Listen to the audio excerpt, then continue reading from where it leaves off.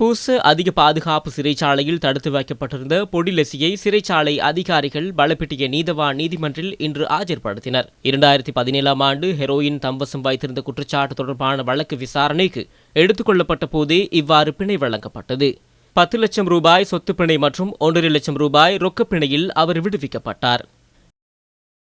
இதேவேளை மதுபோதையில் வாகனம் செலுத்தியமை மற்றும் பாதிக்கப்பட்டோரை திட்டி மரண அச்சுறுத்தல் விடுத்தமை போன்ற குற்றச்சாட்டுகளில் விளக்கமறியலில் வைக்கப்பட்டிருந்த முன்னாள் இராஜாங்க அமைச்சர் லொஹான் ரத்வத்தே பிணையில் விடுவிக்கப்பட்டார். 10 லட்சம் ரூபாய் பெறுமதியான 2 சரீர பிணைகளில் கொழும்பு நீதவான் நீதிமன்றம் அவரை விடுவித்தது. பாதிக்கப்பட்டோர் தரப்பு குறிப்பிடுகையில் அவர் 10 லட்சம் ரூபாய் செலுத்துவதாக உறுதியளித்ததாக தெரிவித்தனர். நீதிமன்றத்திற்கு வெளியில் இடம்பெறும் சமாதானம் தொடர்பில் குறிப்பு பதிவு செய்ய முடியாதென தெரிவித்த நீதவான் இருவரையும் இணக்க சபைக்கு அனுப்புமாறு உத்தரவிட்டார்.